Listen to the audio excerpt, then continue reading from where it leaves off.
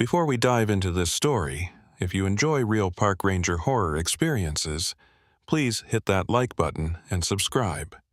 Your support helps us bring you more true stories from rangers who've encountered the unexplainable in America's wilderness.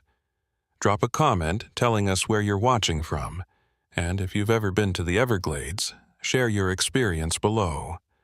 My name is Oscar Cook, and I've been a park ranger with Everglades National Park for 12 years. I grew up in South Florida, spent my whole life around water and wildlife. Thought I knew every danger this place could throw at me. Alligators, pythons, hurricanes, drug smugglers using the backcountry as a corridor, tourists doing stupid things that should get them killed, but somehow don't. I thought I'd seen it all. I was wrong. What happened in the 10,000 Islands during the summer of 2003 taught me that the Everglades keep secrets that go deeper than any sinkhole, darker than any mangrove tunnel. It started on June 17th, a Tuesday. I remember because it was my daughter's 8th birthday, and I'd promised to be home early to take her to that pizza place she loved in Homestead. The temperature was pushing 95 degrees by 10 a.m., humidity making it feel like you were breathing through a wet towel. Just another summer day in South Florida. I was doing paperwork at the Flamingo Ranger Station when the call came in. Flamingo sits at the southern tip of the park, as far from civilization as you can get while still having electricity and running water. It's a lonely outpost, surrounded by Florida Bay to the south and endless sawgrass prairie to the north. The nearest town, Homestead, is 38 miles away on a single 2-lane road through the wilderness. The voice on the radio was Maria Calderon, one of our rangers stationed up at Gulf Coast. Her voice had an edge to it that immediately put me on alert. "Cook, we've got a situation. Research team from University of Miami missed their check-in. They were doing water quality sampling in the 10,000 Islands. Last contact was yesterday at 1600 hours. How late are they?" I asked, already standing up and grabbing my gear. Marine research teams were usually pretty good about their check-ins, especially in the backcountry where things could go wrong fast. 22 hours. And Oscar, their GPS beacon isn't responding. Last known position was near Lostman's River. That made my stomach tighten. Lostman's River runs through some of the most isolated territory in the park. Miles and miles of mangrove islands and narrow channels where you could get lost even with GPS. The name wasn't just colorful, it was a warning. "I'm en route. Get aerial support if you can. We might need to cover a lot of water. Already requested. Coast Guard is sending a helicopter, but they can't be here until 1400. Weather front coming in from the Gulf." I loaded my gear into my patrol boat, a 22-foot center console with a shallow draft perfect for navigating the maze of channels in the 10,000 Islands. Extra fuel, first aid kit, emergency radio, flares, water, and my service weapon. You never knew what you'd find out there. Sometimes, the most dangerous predator in the Everglades walks on 2 legs. The run from Flamingo to Lostman's River is about 20 nautical miles through some of the most beautiful and desolate water in the world. The 10,000 Islands aren't actually islands in the traditional sense. They're mangrove forests growing on small mounds of sand and shell, creating a labyrinth of water channels that change with every tide. The channels twist and turn, branch and dead end, forming a maze that's swallowed more than one overconfident boater. I pushed the boat hard, keeping to the main channel markers as much as possible. The tide was going out, exposing mudflats and oyster bars that could rip the bottom out of your hull if you weren't careful. The mangroves on either side formed solid green walls 10 to 20 feet high, their roots creating cathedral-like archways over the narrower passages. It took me nearly 2 hours to reach the area where the research team's last GPS signal had been recorded. The channel here was maybe 30 feet wide, mangroves pressing in from both sides. The water had that tea-colored opacity that comes from tannins leaching out of the vegetation. You couldn't see more than a few inches beneath the surface. Anything could be down there and you'd never know until it was too late. I cut the engine and let the boat drift, listening. The Everglades is never truly silent. There's always the buzz of insects, the cry of birds, the splash of fish jumping. But this place felt wrong somehow. The sounds were there but muted, like someone had turned down the volume on the world. That's when I saw the first boat. It was an aluminum John boat, maybe 14 feet long, the kind the research team would use for shallow water work. It was tied to a mangrove root, bobbing gently in the current. I pulled alongside it and my heart sank. The boat was a mess. Equipment scattered everywhere, water quality testing gear still plugged in and running off a portable battery, backpacks, water bottles, a clipboard with waterlogged data sheets, but no people. I keyed my radio. "Maria, I've found one of their boats. No sign of the team. Looks like they left in a hurry." "Copy that. What's the condition of the vessel?" "Intact. Engine's off, but there's no damage. All their gear is still here. GPS unit is still recording." I climbed into the John boat, carefully searching through the equipment. The GPS unit showed their last recorded waypoints, a series of sampling sites along this stretch of the Lostman's River. They'd been working methodically upstream, taking water samples every few hundred yards. The last waypoint was time-stamped at 15:47 the previous day, just 13 minutes before their final radio check-in. But there was something else. Scratched into the aluminum hull near the bow were numbers. Not written with a marker or pen, but actually gouged into the metal like someone had used a key or knife. The scratches were fresh, bright metal showing through the oxidized surface. 25.3117, negative 81.0945 coordinates. Someone had scratched GPS coordinates into the hull. I punched them into my handheld GPS unit. The coordinates were about 2 miles southwest of our current position, deeper into the maze of islands. "Maria, I've got coordinates carved into the boat. Looks fresh. I'm going to check it out." "Negative, Cook. Wait for backup. Coast Guard ETA is still 90 minutes out. These people could be injured or in danger. I'm not waiting 90 minutes. I'll keep my radio on. If I don't check in every 15 minutes, send everyone." There was a pause, then Maria's voice came back resigned. "Copy that. Be careful out there, Oscar." I transferred some emergency supplies to my patrol boat and started heading toward the coordinates. The channel grew narrower as I went, the mangroves closing in until I was navigating passages that were barely wider than my boat. The tide was still dropping, and I could hear the soft grinding of mud under my hull. If I went much further, I'd be stuck here until the tide came back in 6 hours. The coordinates led me to a spot where 3 channels came together, forming a small open area maybe 50 feet across. In the center of this space was something I'd never seen before in 12 years of working the Everglades, a wooden structure. It looked ancient, built from mangrove wood that had turned silver gray with age. Posts driven into the muddy bottom, supporting a platform about 6 feet above the waterline. The platform was maybe 10 feet square, with the remnants of what might have been a thatched roof. The whole structure leaned at an angle, slowly collapsing into the water. I approached carefully, scanning the mangroves around me for any sign of the research team. The water here was deeper, the current stronger. This close to the Gulf, you could feel the tide pulling. That's when I saw them. 2 figures on the platform. My heart jumped into my throat as I gunned the engine, closing the distance in seconds. I threw the boat into neutral and grabbed my first aid kit. "Dr. Haley Kravitz and Tom Hopkins, we need to get you to a hospital." But as I got closer, I realized something was very wrong. They were sitting on the platform, backs against the remnants of the roof support, facing each other. They weren't moving, weren't responding to my shouts, just sitting there in the blazing heat, in full sun, completely still.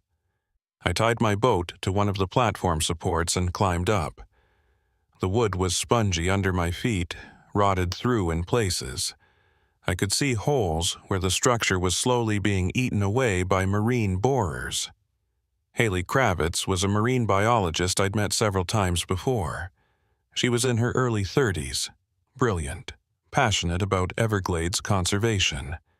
Tom Hopkins was her graduate student, maybe 25, eager and enthusiastic.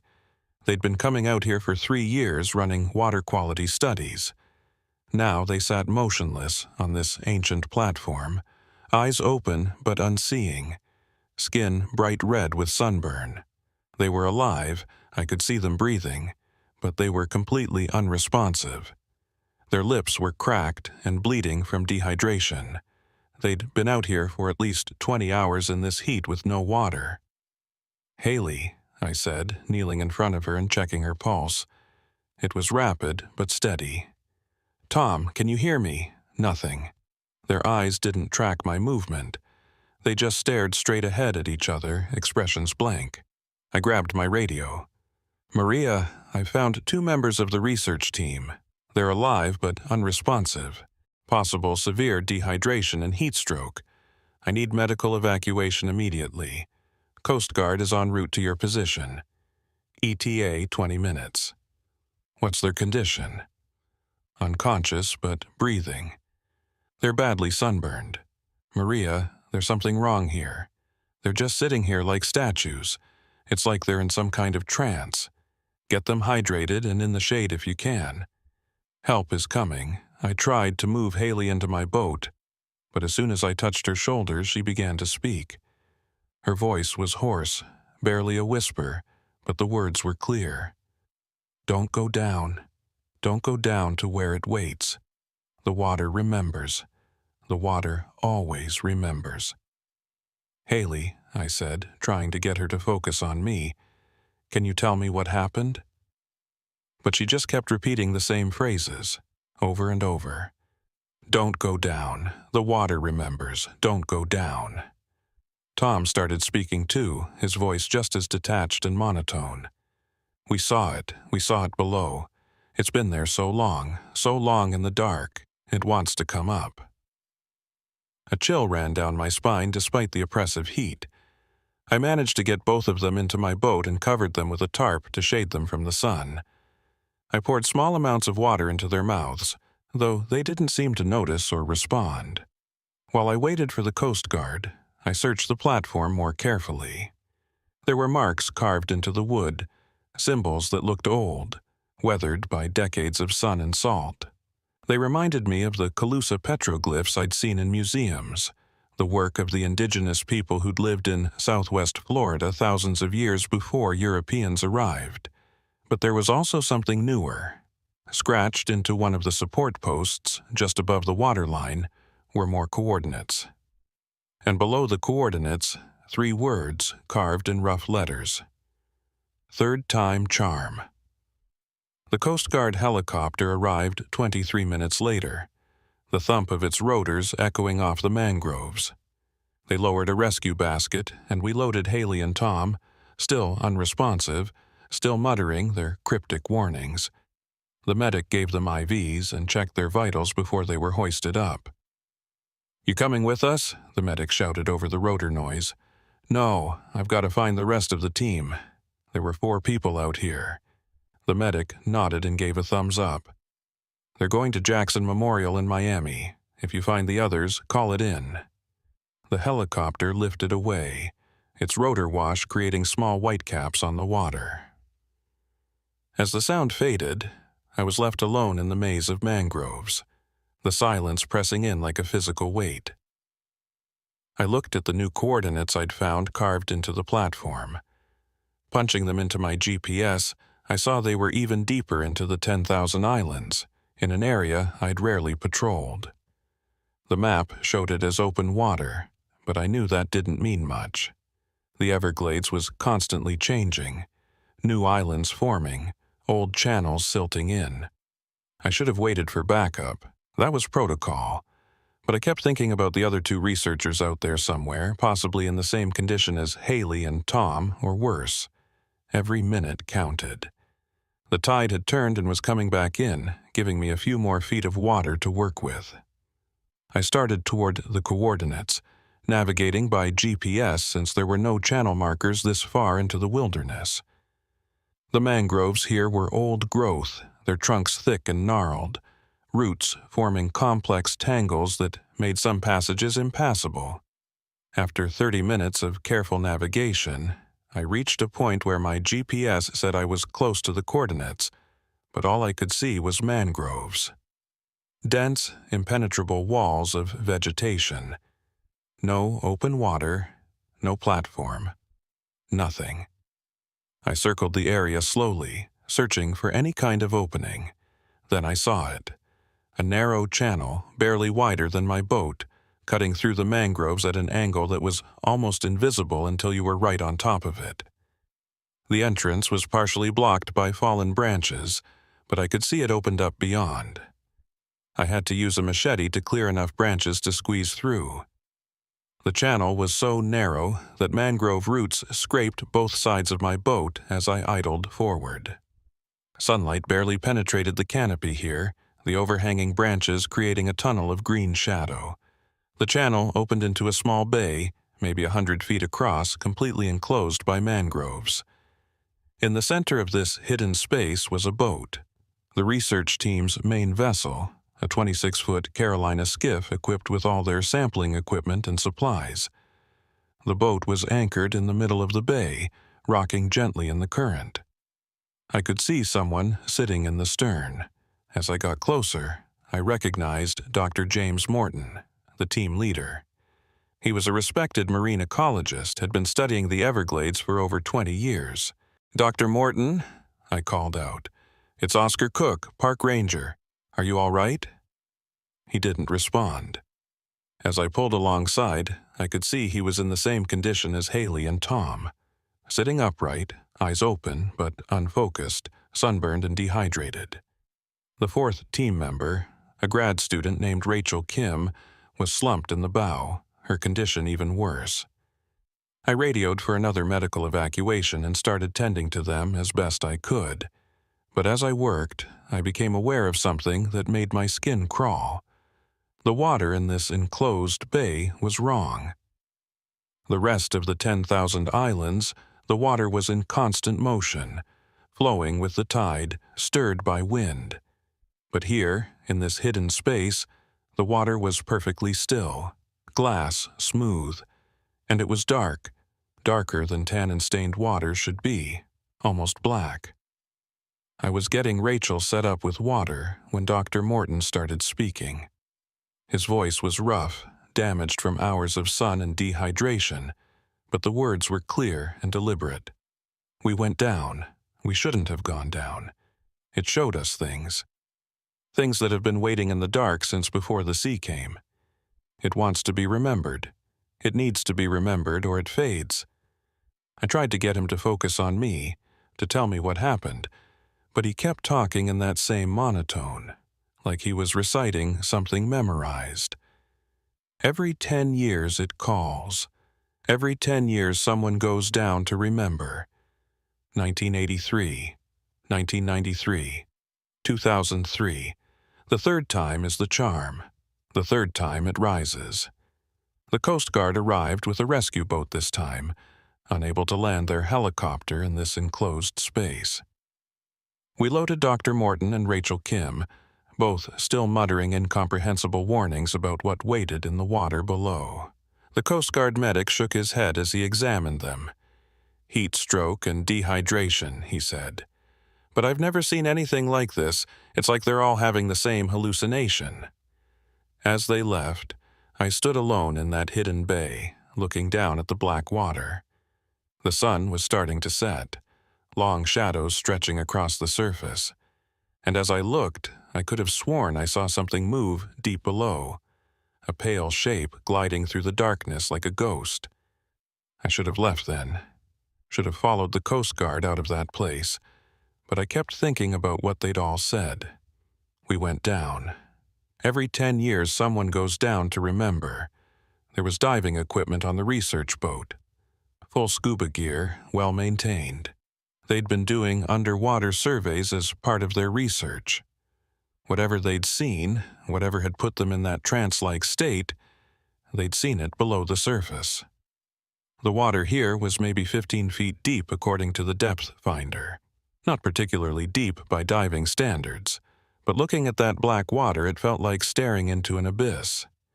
I made a decision that I've regretted every day since. I put on the scuba gear, checked the air tank, and prepared to go down. I told myself I was looking for evidence, trying to understand what had happened to the research team. But the truth was simpler and more foolish.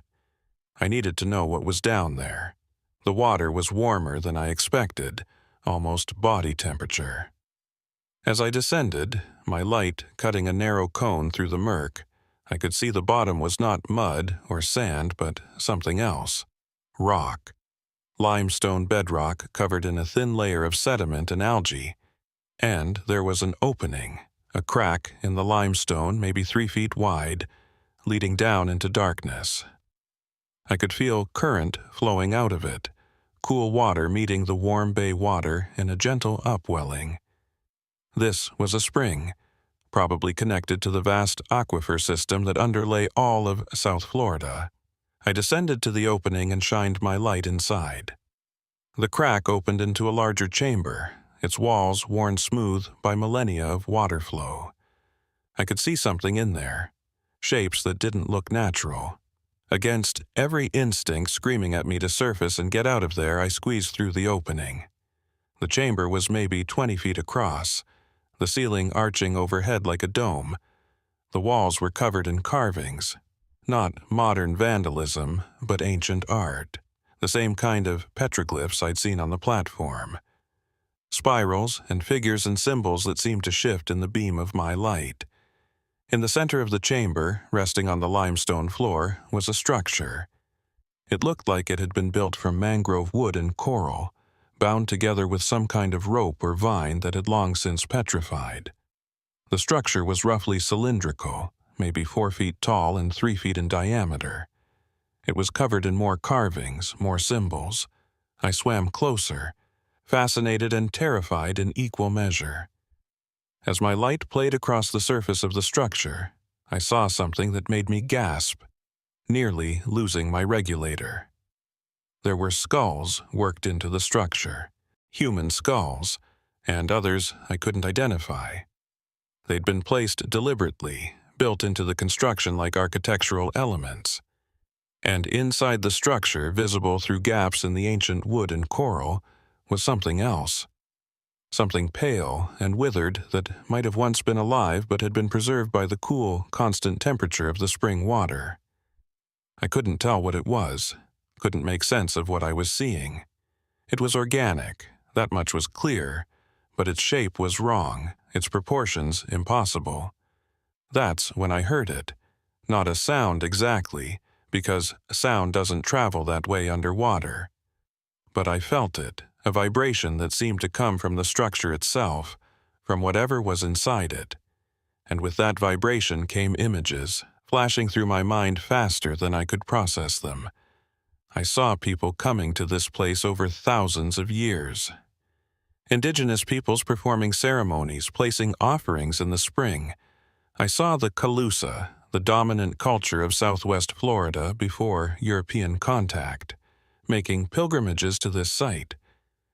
I saw Spanish missionaries trying to destroy the structure, only to flee in terror when something rose from the water.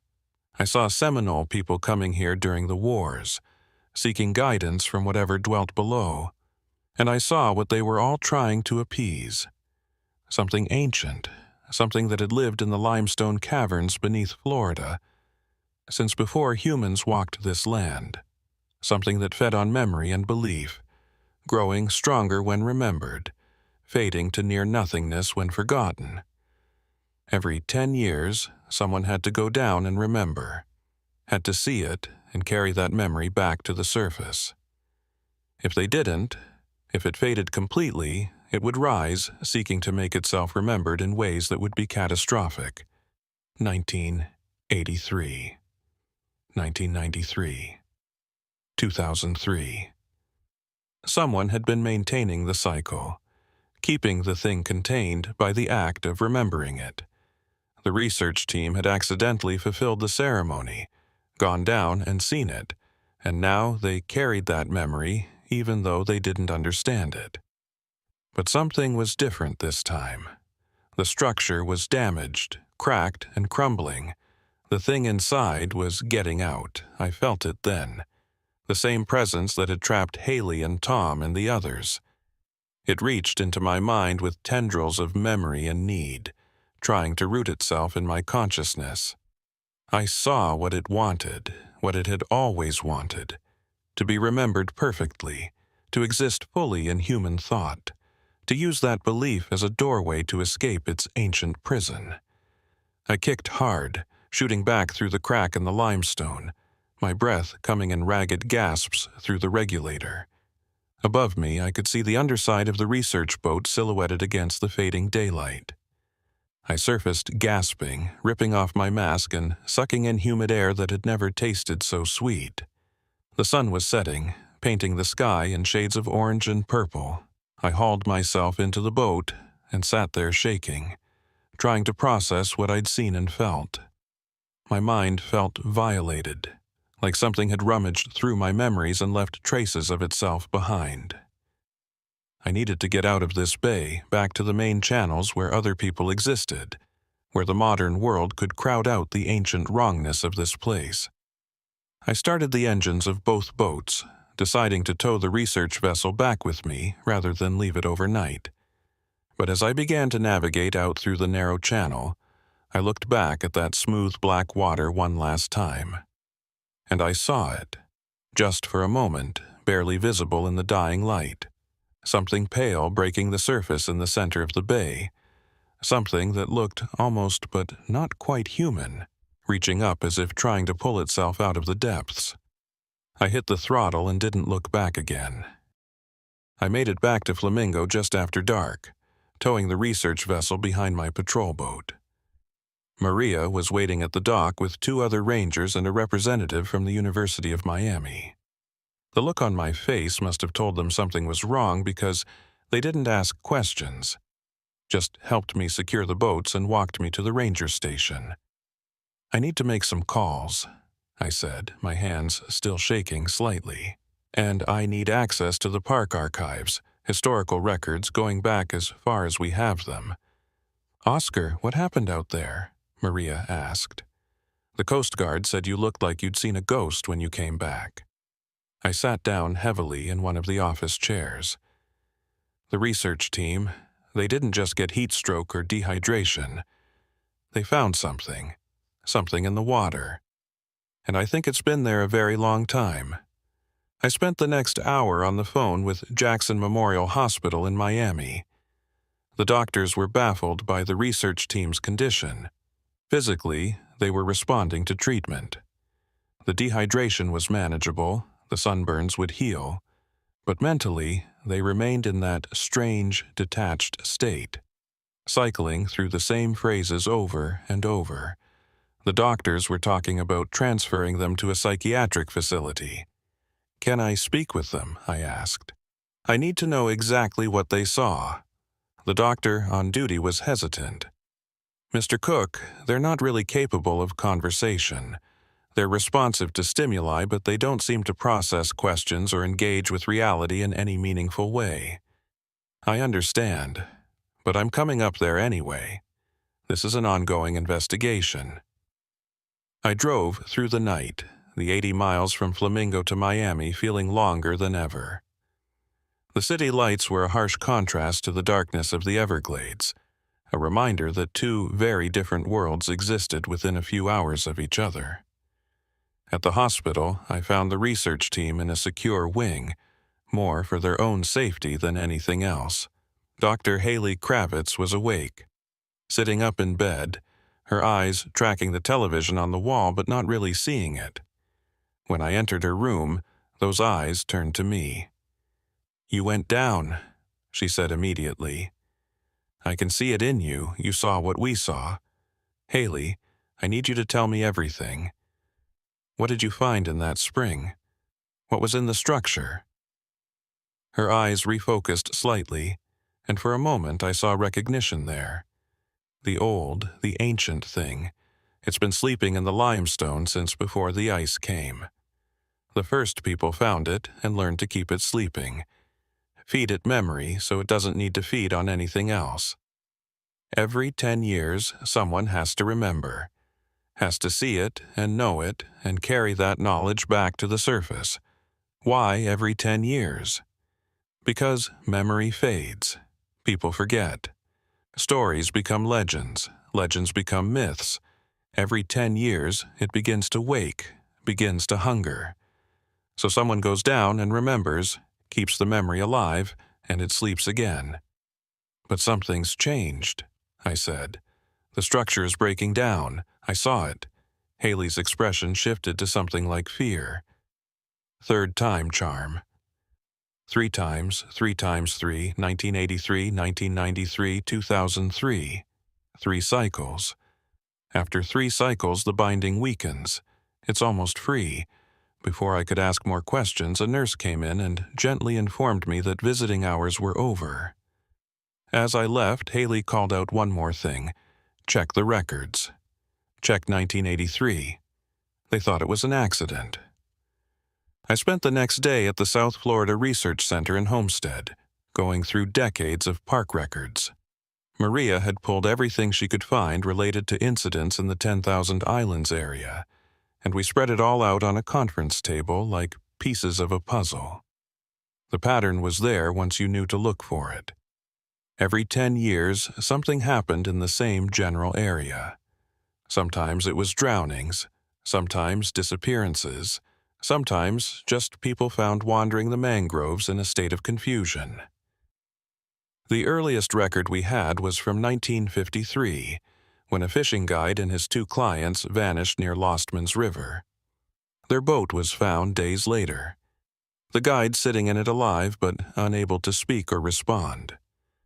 The clients were never found.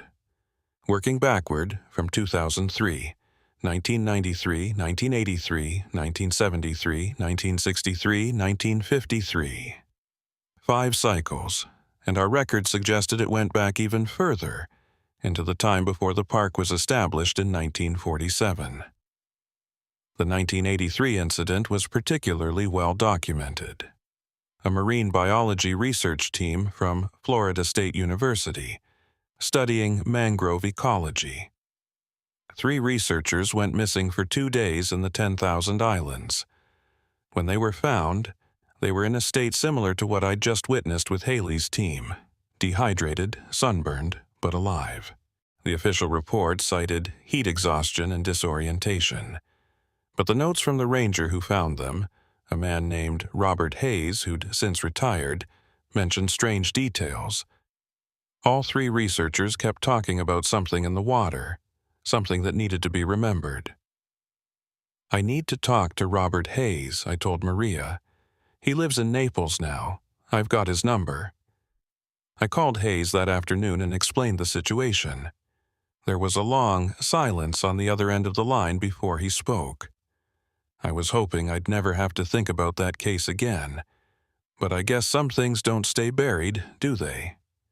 He agreed to meet me the next day at a fishing dock in Everglades City, a small town on the northern edge of the 10,000 Islands. When I arrived, I found a man in his late 60s, weathered by decades of sun and salt, sitting on a bench overlooking the water. I remember every detail of that day in '83, Hayes said after we'd exchanged pleasantries. Found those researchers on a platform that shouldn't have been there. Old Calusa construction, had to be centuries old. They were sitting there like statues, staring at each other. When we got them out, they kept talking about something down in the water. Something that needed to be seen, to be remembered. Did you investigate? Did you dive? Hayes shook his head. I wanted to, but my supervisor at the time, he shut it down.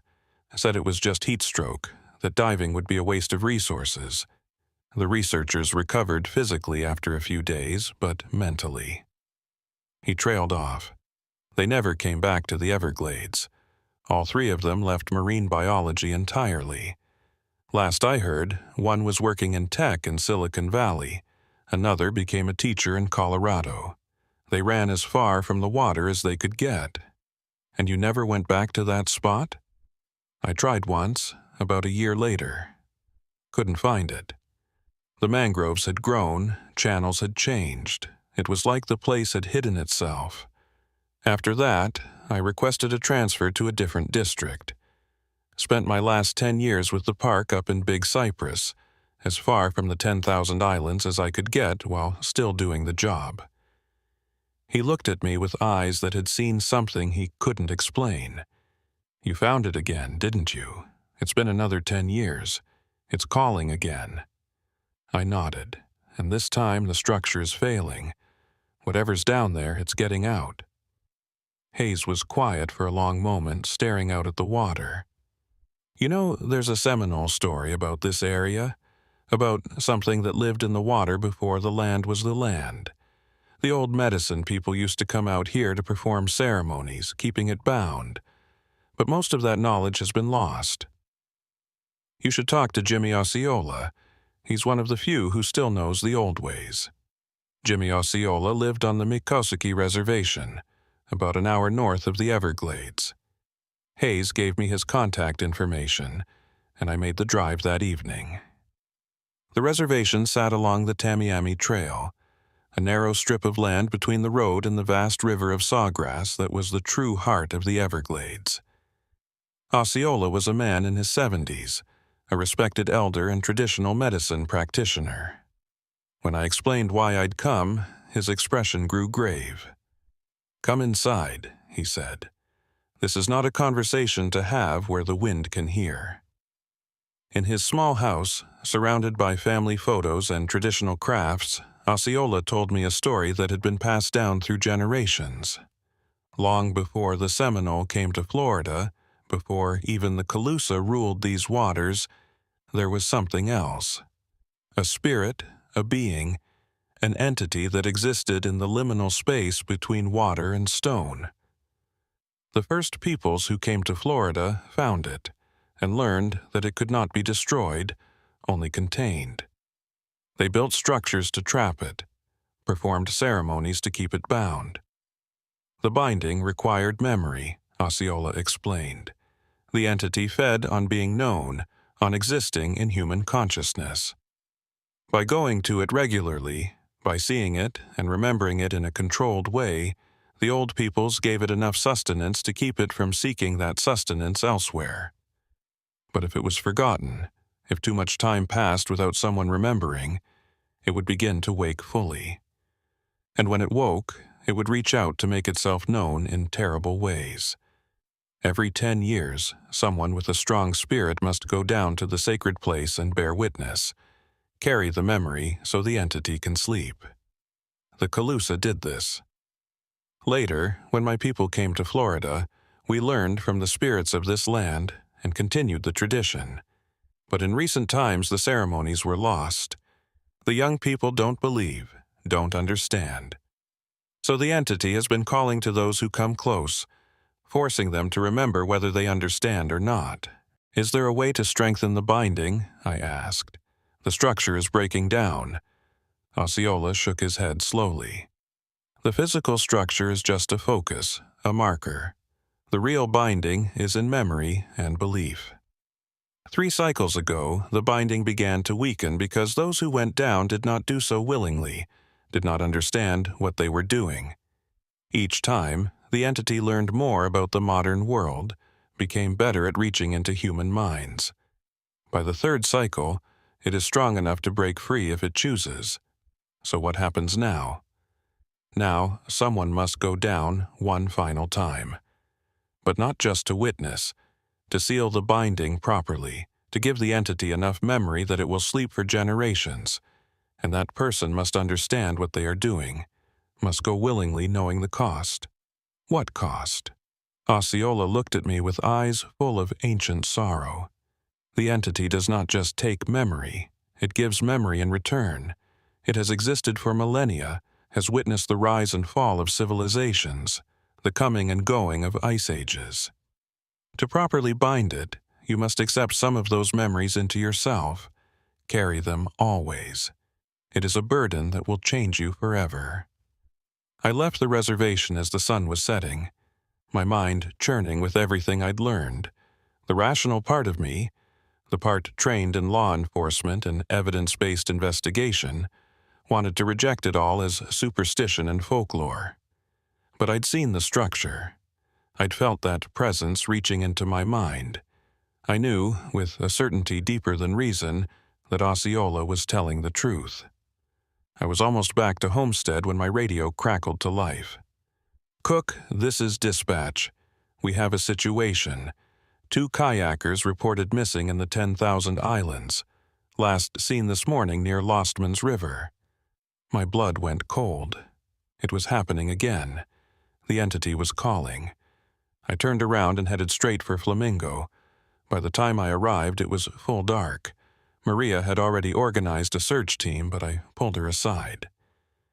"I know where they are," I said. "Or at least I know where they're being drawn to. We need to go now, before they've been out there too long. Oscar, you look like hell. When's the last time you slept?"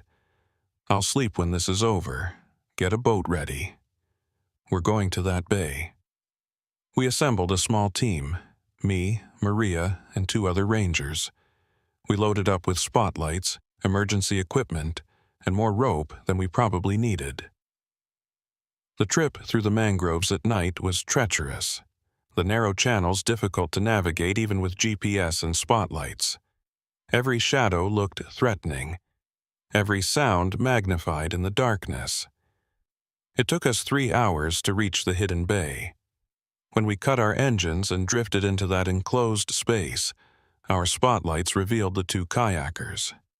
They were on the ancient platform where I'd found Haley and Tom, sitting in the same position, backs against the rotting supports.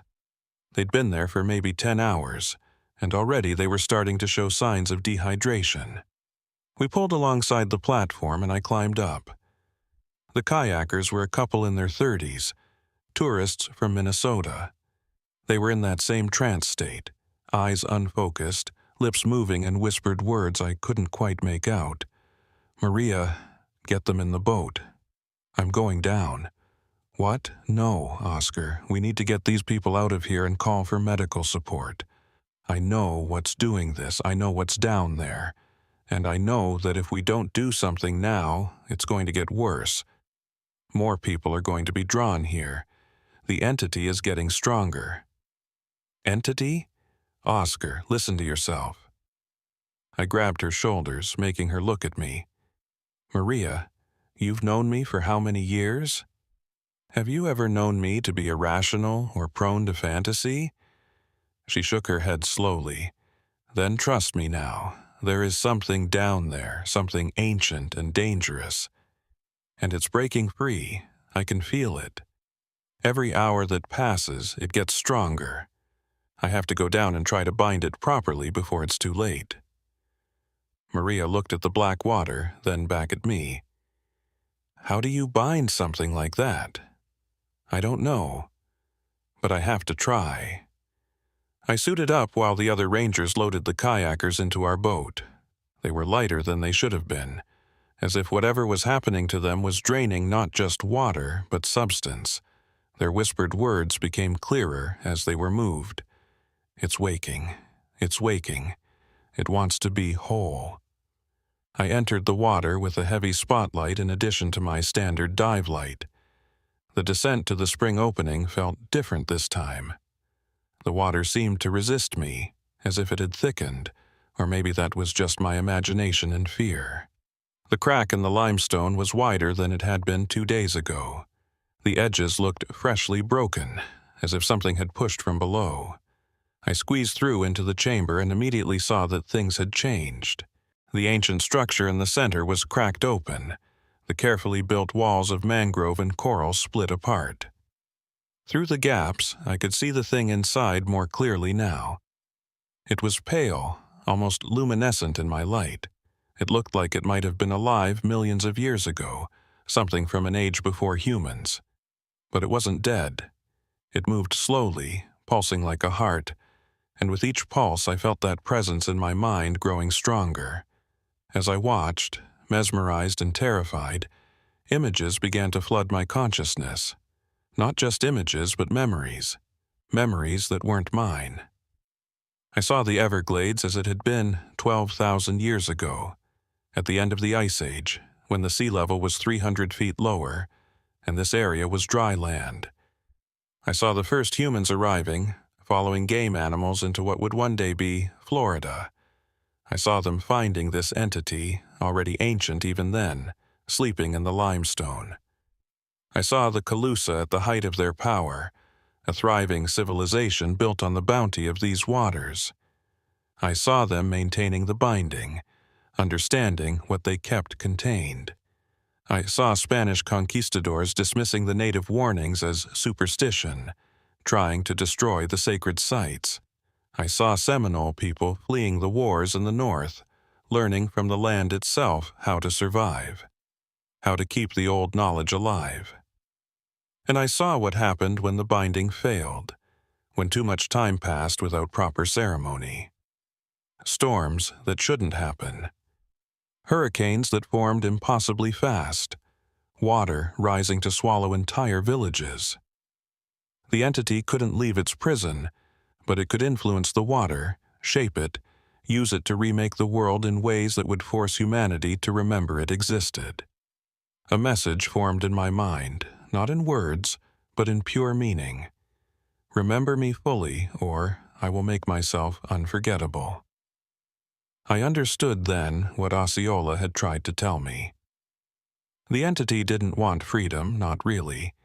It wanted to exist fully in human consciousness, to be real, in a way it could never be while trapped in stone and water. The binding wasn't a prison, it was a symbiosis. Humans remembered the entity, gave it reality through belief and ceremony. In return, the entity remained contained, its power focused inward rather than out. But the modern world had forgotten. We'd stopped believing in such things, stopped performing the ceremonies, and so the entity had begun reaching out, trying to make itself remembered in the only way it knew how.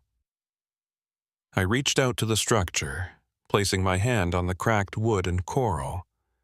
The moment I made contact, the flood of memory intensified. I saw thousands of years in seconds. I felt the weight of millennia pressing into my consciousness. It was overwhelming, terrifying, beautiful in its vastness, and I understood what I needed to do. I needed to accept it. Not just witness it, but truly remember it. Carry it with me always. Give it enough reality and human consciousness that it could rest again. I closed my eyes and opened my mind completely. Stopped resisting the flood of memory and let it pour in. I accepted all of it. The age, the power, the alien consciousness that had existed in this place since before my species walked upright.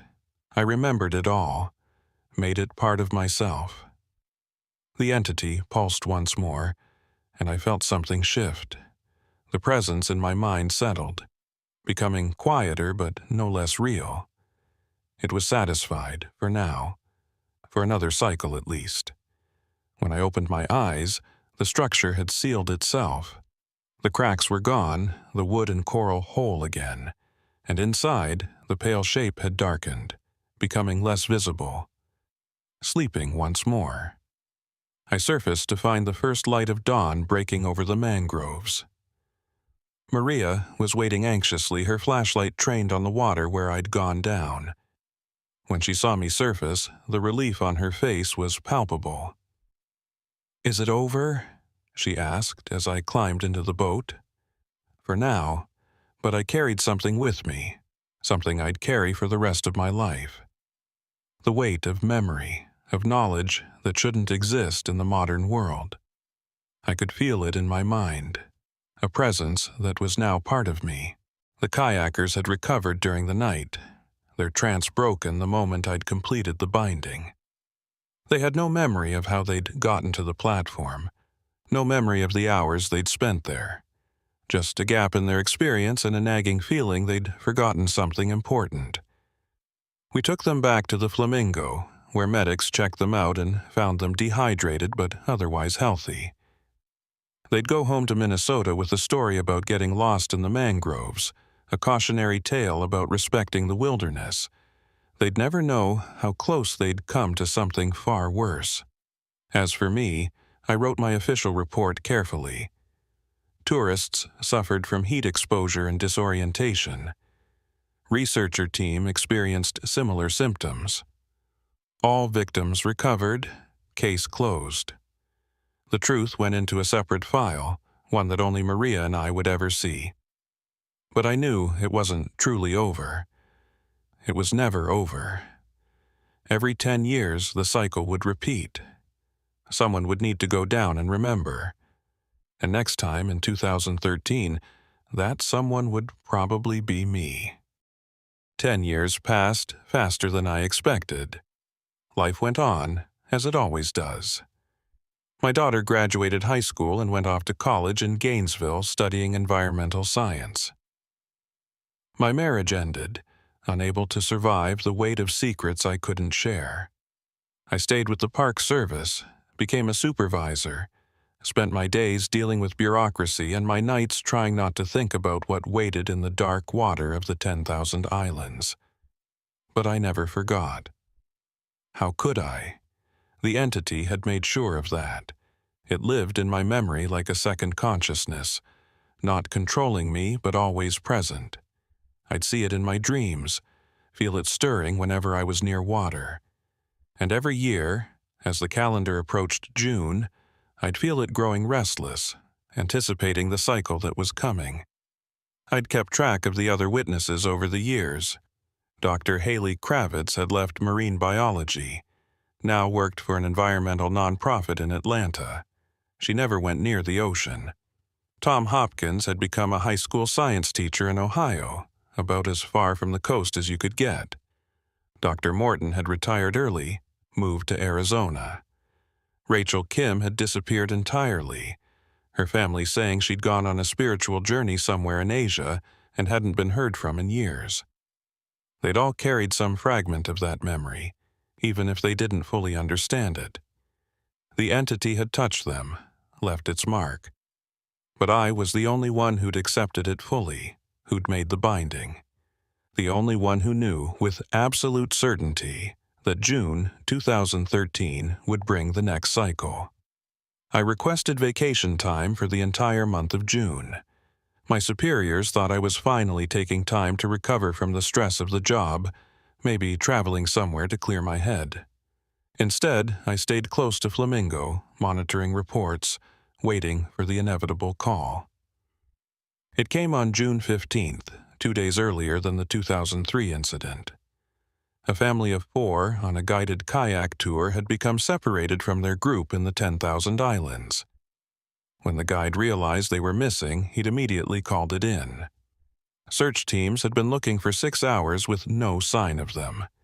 The guide, a local man named Tom Ramirez, who'd been running tours for 15 years, was shaken when I interviewed him at the Gulf Coast Ranger Station. "I don't understand it," he said. "We were following a marked route, staying in the main channels." I turned around to point out a roseate spoonbill, and when I looked back, they were gone.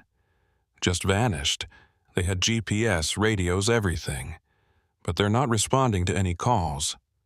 "Where exactly did you lose them?" He showed me on the map. It was less than 2 miles from where I'd found Haley Kravitz's team 10 years ago. The entity was calling again, drawing people to its prison. "I'll handle this search personally," I told the other rangers. "I know this area better than anyone." That wasn't entirely true. What I knew was the hidden bay, the path that only appeared when the entity wanted to be found, and I knew that's exactly where the family would be. I went alone.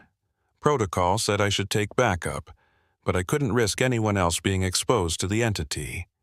Maria had retired 2 years ago, moved back to her hometown in New Mexico. She'd been having nightmares about the water, she'd told me before she left. Every time she closed her eyes, she saw that black surface and something pale moving beneath it. The route to the hidden bay was exactly as I remembered. The narrow channel through the mangroves, the overhanging branches that made it feel like navigating through a tunnel. Even the light seemed dimmer here, the sun struggling to penetrate the canopy. The bay was unchanged, still enclosed by mangroves, still unnaturally calm. And there, on the ancient platform, sat the family. Mother, father, 2 teenagers. They'd arranged themselves in a circle, facing inward, hands clasped together. Their eyes were open but unfocused, their lips moving in synchronized whispers. I tied my boat to the platform and climbed up. The wood felt even more rotten than it had 10 years ago, threatening to collapse under my weight. As I approached the family, I could hear what they were whispering. It's time, third time, third time, third time, it's time to wake. My blood went cold. This wasn't the same message as before. Something had changed. I tried to rouse them, calling their names, gently shaking their shoulders. But they were locked in that trance, completely unresponsive. Unlike the previous victims, they didn't speak directly to me, didn't acknowledge my presence at all. They just kept repeating that phrase, "It's time to wake." I had to go down. That's what I'd prepared for. What I'd known would be necessary. But as I looked at the black water, I felt a fear deeper than anything I'd experienced 10 years ago. Something was different. The entity felt different, stronger, more present. I suited up and entered the water, my dive lights cutting through the murk. The descent felt longer this time, as if the spring had deepened. When I reached the crack in the limestone, I saw immediately that my fears were justified. The opening had widened significantly. What had been a tight squeeze 10 years ago was now large enough for 2 people to swim through side by side. The edges looked freshly broken. Limestone that had been solid for millennia now crumbling away. Inside the chamber, the changes were even more dramatic. The structure that had contained the entity was showing signs of serious decay. Large sections had collapsed, revealing more of the pale shape inside. And that shape had grown. It was at least twice the size I remembered, pulsing with a rhythm that seemed to match the current flowing through the spring. I felt the entity's presence immediately, reaching into my mind with familiar tendrils. But this time it felt different. Not the cautious touch of something trying to communicate, but the aggressive push of something trying to break free. Images flooded my consciousness, but they weren't the historical memories I'd experienced before. These were projections, visions of possible futures. I saw the Everglades flooded, water rising to swallow Miami, Fort Myers, Naples. I saw hurricanes forming one after another, an endless procession of storms. I saw the Gulf of Mexico becoming a dead zone, its waters turned dark and sterile, and I understood. The entity wasn't just trying to make itself remembered anymore. It was preparing to act, to reshape the world in ways that would make forgetting impossible. I tried to communicate, to reinforce the binding as I had 10 years ago. I opened my mind, offered my memory as a vessel. But instead of settling into that familiar presence in my consciousness, the entity pushed harder, trying to force more of itself into me than I could hold. The pressure was overwhelming.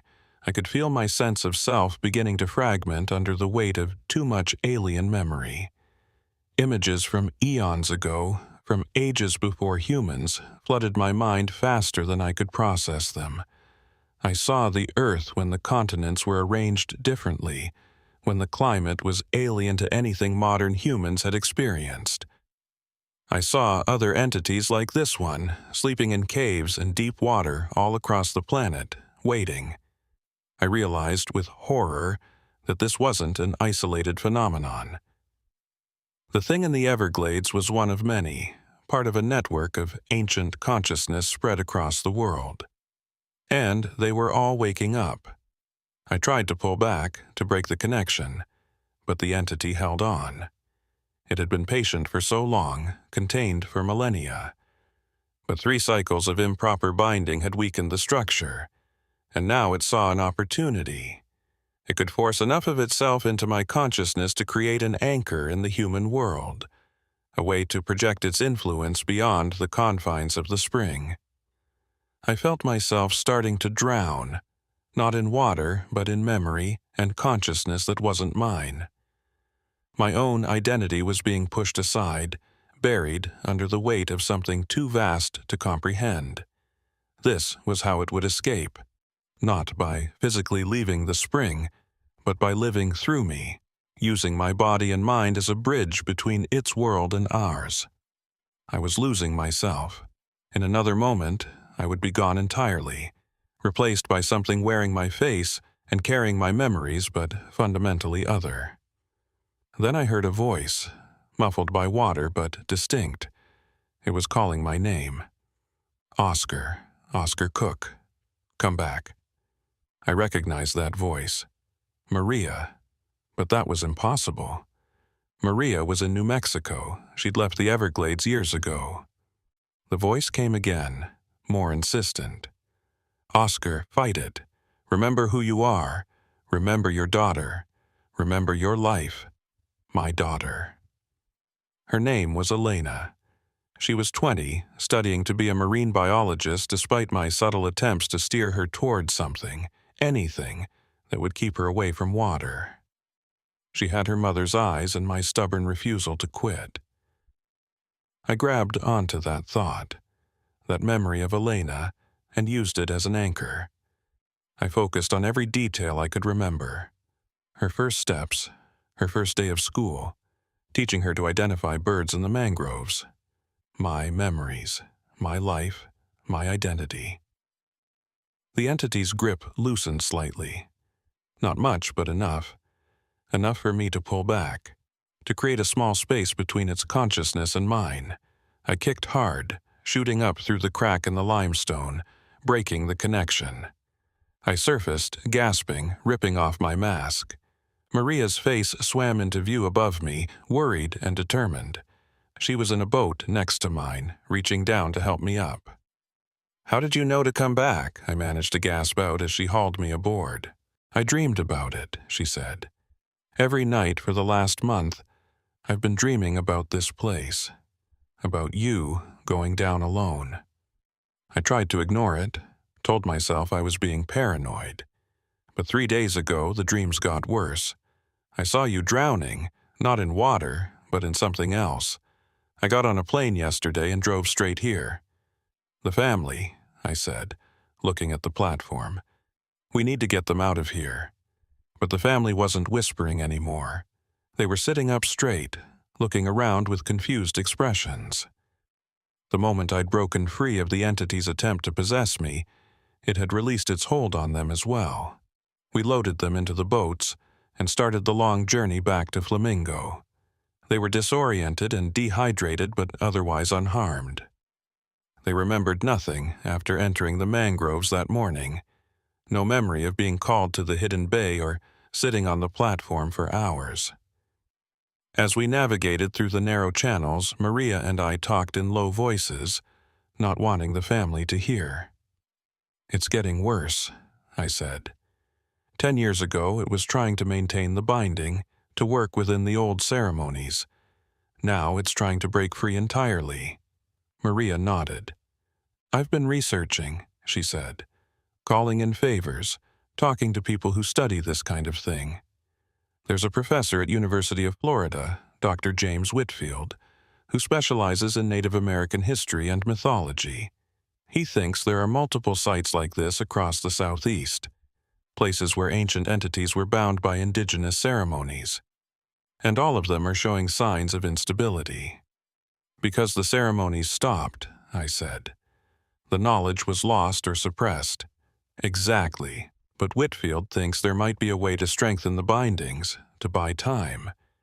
It involves reconstructing the old ceremonies as accurately as possible, combining indigenous knowledge with modern understanding. I thought about the structure crumbling in that underwater chamber, about the entity's growing power. Would buying time be enough? Or were we just delaying the inevitable? We reached Flamingo just as the sun was setting, painting the sky in shades of orange and red that seemed ominous rather than beautiful. The family was taken to the medical center, where they'd be evaluated and observed overnight. In my office, Maria spread out maps and research papers, showing me what she'd learned. Whitfield has identified at least 7 major binding sites in Florida alone, she said. Most are in springs or sinkholes, places where the aquifer meets the surface. The entities live in the limestone, in the vast network of caves beneath the state. They're water beings, or maybe it's more accurate to say they're time beings that exist in the slow flow of underground rivers. If we can't maintain the individual bindings, what happens? According to Whitfield, the entities will begin to act independently, trying to remake their environments in ways that maximize human attention and memory. Natural disasters, unexplained phenomena, anything that makes people talk and wonder and remember. And if enough of them wake up at once, the cumulative effect could be catastrophic. So, what's Whitfield's solution? A ceremony at the summer solstice 3 days from now. He's gathered representatives from different tribes, people who still know fragments of the old ways. They're willing to try to perform a coordinated binding ceremony at multiple sites simultaneously. But he needs someone who's actually interacted with one of the entities. Someone who understands what they're dealing with. He needs me, I said. And me, Maria added. I touched it too, even if not as deeply as you. We both carry its memory. I looked at the map she'd spread out. The 7 sites formed a rough pattern across the state, from the Everglades in the south to springs in North Florida. Ginny Springs, Devil's Den, Troy Spring, and others I'd heard of but never visited. 3 days to prepare for a ceremony we don't fully understand, attempting to bind entities we barely comprehend. What could go wrong? Maria smiled grimly. Everything. But what choice do we have? We spent those 3 days in a blur of preparation. Dr. Whitfield arrived with 3 indigenous elders, 2 Seminole and 1 Miccosukee, who'd preserved fragments of the old ceremonies. They taught us songs and languages that predated European contact, showed us how to prepare offerings, explained the mental state required to properly bind an entity without being consumed by it. The key, Whitfield explained, was balance. The entities needed to be remembered, to exist in human consciousness. But that memory had to be controlled, structured, intentional, like a photograph that captures a moment without letting that moment consume the present. On the morning of June 18th, we split into teams and headed to the 7 sites. I was assigned to the hidden bay in the 10,000 Islands, the entity I knew best. Maria went to Devil's Den, a spring near Williston. The others spread out to cover the remaining sites. The ceremony was to be performed simultaneously at all 7 locations, timed to coincide with the moment of the summer solstice at 1:04 p.m. Eastern Time. The elders believed that the astronomical alignment would strengthen the binding, providing a natural framework for the ceremony. I reached the hidden bay by noon, giving myself time to prepare. The platform was still there, looking more decrepit than ever. I set up the offerings as instructed: native plants, water from the spring itself, objects made from materials found in the Everglades, and in the center, a stone carved with symbols that were supposedly Calusa in origin, but might have been even older. At 1 p.m., I entered the water. The dive to the chamber felt like descending into a dream, the boundaries between water and consciousness blurring. When I entered the chamber, I saw that the entity had partially emerged from its crumbling structure. The pale shape was clearly visible now, and I could finally see what it truly was. It looked like a cross between a cephalopod and something from the deep sea, with features that suggested both biological and mineral origin. Tentacles that might have been stone worn smooth by water, eyes that glowed with bioluminescence or maybe just reflected light in impossible ways. It was beautiful and terrible, ancient beyond measure. I began the ceremony at exactly 1:04 p.m., singing the words the elders had taught me. The language felt strange in my mouth, syllables that seemed to resonate with the limestone itself. As I sang, I felt the other ceremonies happening at the distant sites, felt the threads of connection weaving together into a net of memory and binding. The entity responded, not with resistance, but with something like relief. It had been trying to wake, trying to break free, but that was born of necessity rather than desire. Given a proper binding, a structure of ceremony and memory that could sustain it, it settled back into its ancient patience. I felt the presence in my mind shift, becoming less intrusive, more integrated. The weight of memory was still there, but it felt bearable now, part of me rather than something trying to consume me. The ceremony lasted exactly 17 minutes, the same number as the victims in the original bus crash, the same number that kept appearing in the cycles. When it ended, I surfaced to find the water in the hidden bay had changed. It was clearer, less dark. The oppressive atmosphere that had always hung over this place had lifted slightly. I climbed back onto the platform and called Maria on the satellite phone. Her voice was shaky but relieved. It worked. We felt it at all 7 sites. The bindings are stable. For how long? Whitfield thinks at least 20 years, maybe more. We've bought time. But Oscar, we're going to need to teach others how to do this. The knowledge can't be lost again. I looked at the black water where I'd just performed a ceremony older than civilization. Agreed, but first, I need to go home and sleep for about a week. I made it back to Flamingo just as the sun was setting on the longest day of the year. My body was exhausted, but my mind was clear in a way it hadn't been for a decade. The entity was still there in my memory, would always be there, but it felt like a partnership now, rather than an invasion. Over the following months, we formalized what we'd learned. Dr. Whitfield published academic papers that carefully skirted the supernatural aspects while preserving the core knowledge. The Park Service, without ever officially acknowledging what had happened, created new protocols for reporting and investigating unusual incidents in remote areas. And a small group of rangers and researchers began training in the old ceremonies, preparing for the next cycle. But I knew, with the certainty that came from carrying an entity's memory, that this was only a temporary solution. The modern world was pushing against these ancient boundaries in ways that would eventually break them. More people, more development, more disruption of the natural systems that had held these entities for millennia. One day, probably in my lifetime, we'd face a choice. Let the entities wake and deal with the consequences, or find a new way to coexist with these ancient consciousnesses that had been here long before us and would be here long after we were gone.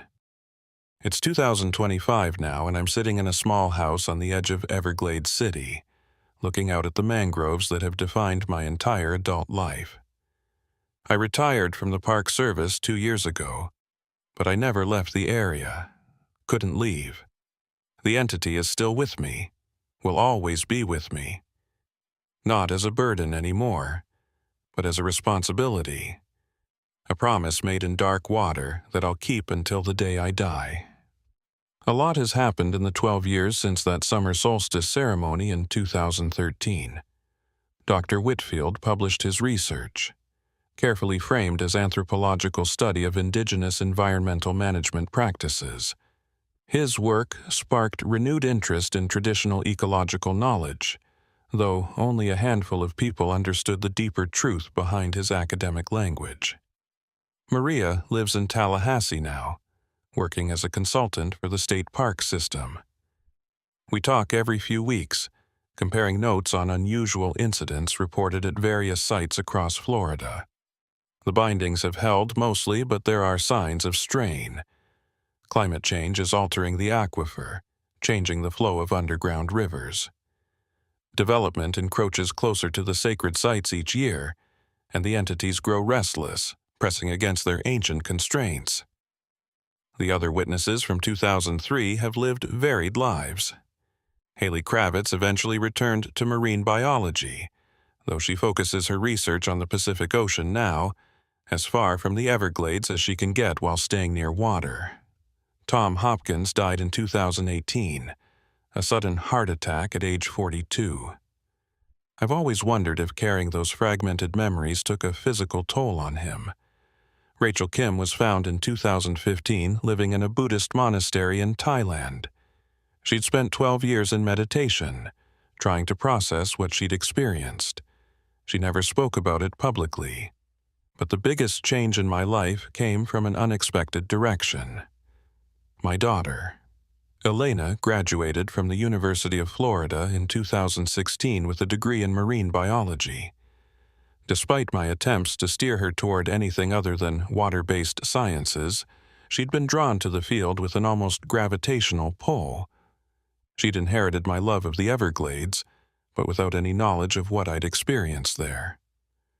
I tried to keep that knowledge from her, tried to protect her from the weight of memory I carried, but the entities have a way of calling to certain people, drawing them in, and Elena, it turned out, was one of those people. It started in the summer of 2017. She'd taken a research position with a water quality monitoring program, working throughout the 10,000 islands. One night, she called me from a motel in Everglades City, her voice shaking. "Dad, I saw something today, in the water near Lostman's River. Something that shouldn't exist." My blood went cold. "Where exactly were you?" She gave me coordinates. I didn't need to check them. I knew they were close to the hidden bay. "Elena, listen to me carefully. I need you to come here right now. There are things I need to tell you, things I should have told you years ago." She arrived an hour later.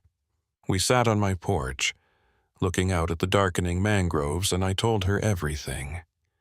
The research team in 2003, the entity in the spring, the cycles and ceremonies, the binding in 2013. I told her about the weight of carrying ancient memory, about the responsibility that came with knowing what lived beneath the limestone. She listened without interrupting, her expression shifting from skepticism to belief as I spoke. When I finished, she was quiet for a long time. "How long have you been carrying this?" she finally asked. 22 years. Since the first time I went down. And you never told Mom, never told anyone except Maria and the others involved?"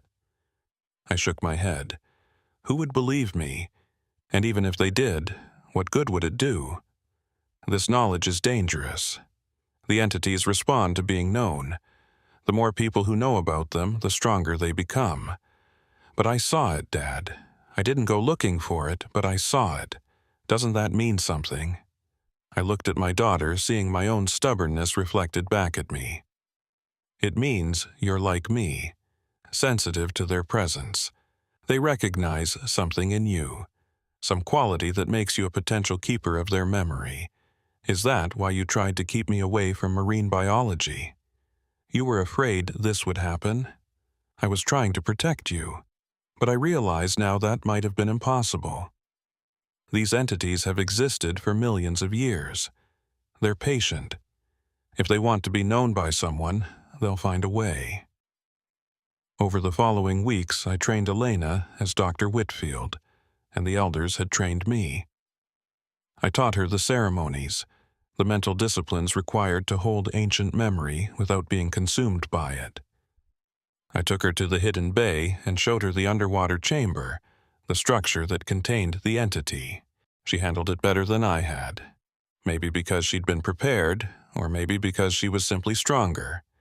When she first encountered the entity, first felt its presence in her mind, she accepted it with a calmness that took me years to achieve. "This is what you've been carrying all this time?" she asked, after we surfaced from that first dive. "It's beautiful in a way, terrible, but beautiful." "That's exactly it," I said. That's what most people don't understand. These entities aren't evil. They're not even hostile, not really. They're just utterly other, so ancient and alien that human concepts like good and evil don't apply. They simply are, and they need to be known in order to continue being. Elena became my successor, the next keeper of the binding. She's been performing the ceremonies at the hidden bay for 8 years now, maintaining the structure, keeping the entity contained. And she's part of a growing network of people, mostly young, who are learning to manage these ancient sites.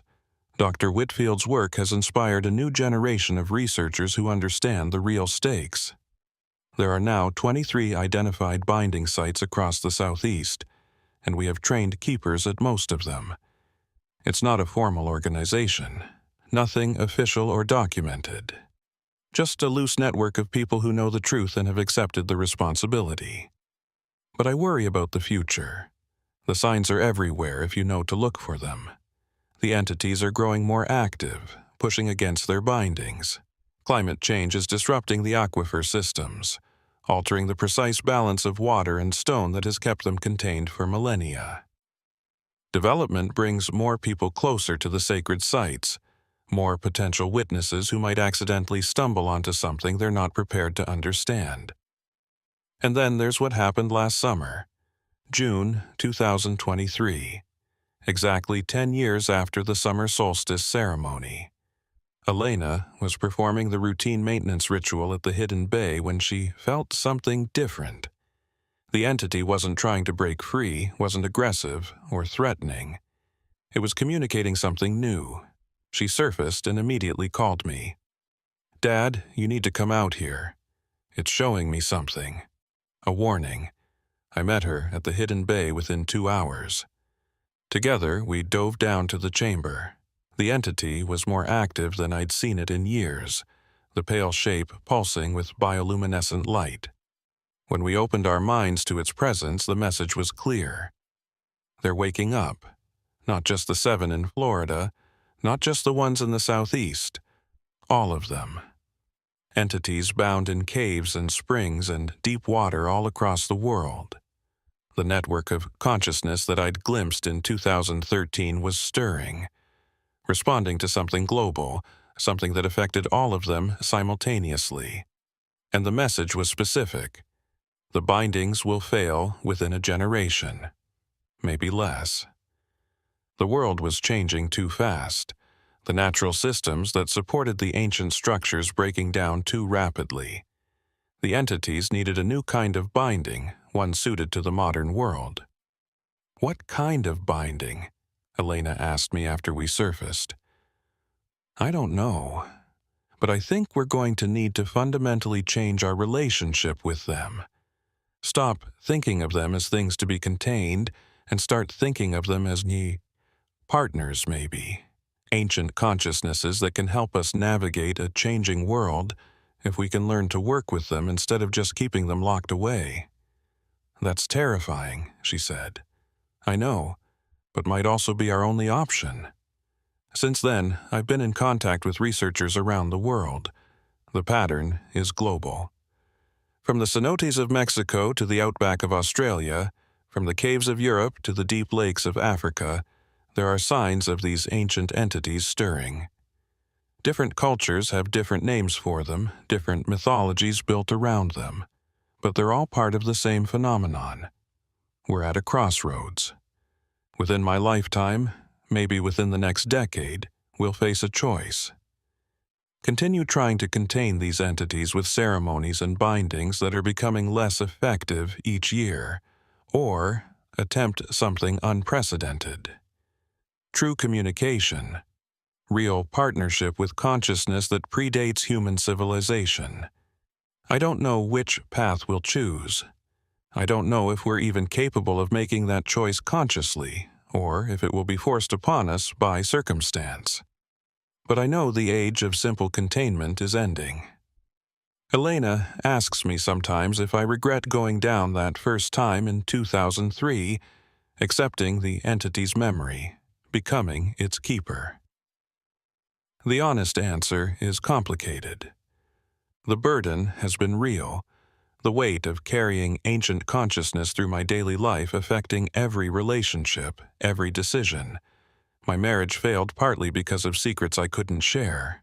I've had to live with knowledge that isolates me from most of humanity. But I've also experienced something profound. I carry memories of Earth as it was millions of years ago. I understand the deep timescales that govern geology and evolution. I've touched a consciousness so vast and alien that it makes human concern seem both precious and temporary. And I've played a part in preventing catastrophe, keeping something dangerous but not inherently evil from breaking free and reshaping the world in its ancient image. My daughter will carry this burden after I'm gone. And there are others being called even now, young people who feel drawn to sacred springs and caves, who sense something waiting in the deep places of the earth. They're the next generation of keepers, though they don't know it yet. I think about the research team sometimes, the 4 people whose accidental encounter with the entity in 2003 set all of this in motion. They stumbled onto something they weren't prepared for, became witnesses without choosing to be. In a way, we're all witnesses now. The age of ignorance is ending. Whether we want to or not, humanity is going to have to acknowledge that we share this planet with consciousness far older than our own. Last week, I received a call from a park ranger in Big Cypress National Preserve. She'd been on patrol in a remote section of the preserve when she found something. An ancient platform built over a spring, just like the one in the 10,000 Islands. And on that platform, carved into wood that was slowly rotting away, were coordinates. I know what those coordinates will lead to. Another chamber, another entity, another piece of the network. And I know that someone will have to go down and become its keeper. That's how it works now. The entities are revealing themselves, making their presence known to people who can handle the truth. They know the old system is failing. They're reaching out, trying to find a new way to exist in a world that has largely forgotten them. I'll be going to Big Cypress next week to investigate. Elena is coming with me. Together, we'll dive down and meet whatever waits in that spring. We'll assess whether it needs a new keeper, whether the binding can hold. And if it can't, we'll have to figure out what comes next. I'm 63 years old now. My hair has gone gray, my joints ache in the morning, my eyes aren't as sharp as they used to be. But I'm not done yet. None of us are. The work of keeping these ancient beings contained, or learning to coexist with them, will continue long after I'm gone. Sometimes, on quiet nights like this one, I sit on my porch and look out at the mangroves. I can feel the entity in my mind, a familiar presence after 22 years. It's not sleeping anymore, none of them are. They're watching, waiting, preparing for whatever comes next. And I'm preparing too, not for an ending, but for a transition, a new phase in the relationship between humanity and the ancient consciousnesses we share this planet with. The Everglades at night are never truly silent. There's always the rustle of wind through sawgrass, the splash of a fish jumping, the distant roar of a gator. And beneath all of that, if you know how to listen, you can hear something else. A vibration in the water, a pulse in the limestone. The heartbeat of something so old it remembers when Florida was at the bottom of a prehistoric sea. That's what I've been carrying all these years. Not just memory, but awareness. The knowledge that beneath the surface of our everyday world, there are layers of consciousness and time that most people never see. We walk on limestone that was formed from ancient sea creatures. We swim in springs fed by an aquifer that was laid down millions of years ago. We live in a landscape haunted by things that were here before us and will be here long after we're gone. The question isn't whether we'll coexist with these entities. We already do, whether we know it or not. The question is whether we'll do it consciously, with understanding and respect, or whether we'll continue blindly until the ancient structures fail and something far more dangerous emerges. I'm betting on the first option. It's why I do this work, why I've spent half my life learning ceremonies and carrying impossible memories. It's why Elena does it, and Maria, and the growing network of keepers around the world. We're building something new from something ancient. A way of relating to the deep past that might help us navigate an uncertain future.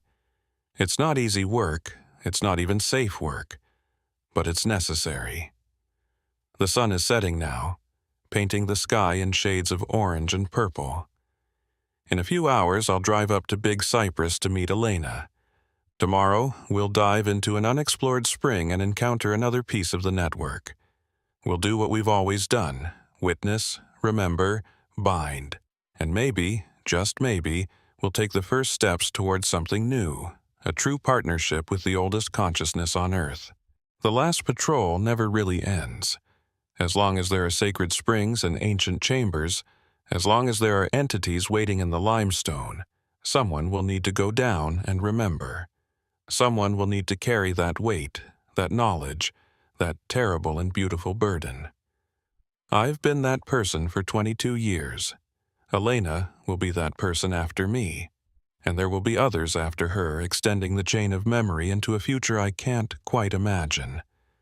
But I know this: whatever comes next, we'll face it together. Humanity and the ancient ones, witnesses and entities, keepers of a secret that's becoming impossible to keep. The water remembers everything, and now so do I.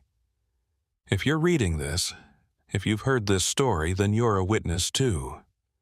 You know now that there are places in the Everglades and across the world where reality is thinner than you think, where ancient consciousness waits in dark water, where the past and present blur together.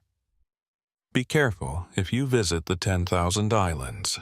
Stay on the marked channels. Don't follow coordinates you find carved into wood or stone. And if you hear something calling from deep water, something that promises knowledge and memory, remember this story. Some things are better left sleeping, but some things can't sleep anymore. And when they wake, when they finally emerge from their ancient prisons, we're going to need people who understand them, who carry their memory, who can stand in the space between their world and ours and help both sides navigate what comes next. That's the real work. Not containment, but communication. Not binding, but balance. It's the work of generations, and it starts with witness, with people like me, like Elena, like you, who are willing to look into the dark water and see what looks back. My name is Oscar Cook. I was a park ranger in Everglades National Park for 30 years. I've carried the memory of an ancient entity for 22 years, and I'm telling you this story because the time for secrets is ending. The entities are waking up, and when they fully emerge, we're going to need people who aren't afraid of them. People who can remember them properly. People who can help build a new relationship between humanity and the consciousness that existed before we did. Maybe that person is you. The water is waiting. The limestone holds its secrets. And in the dark springs of Florida and around the world, ancient eyes are opening. The last patrol continues, and it will continue long after I'm gone.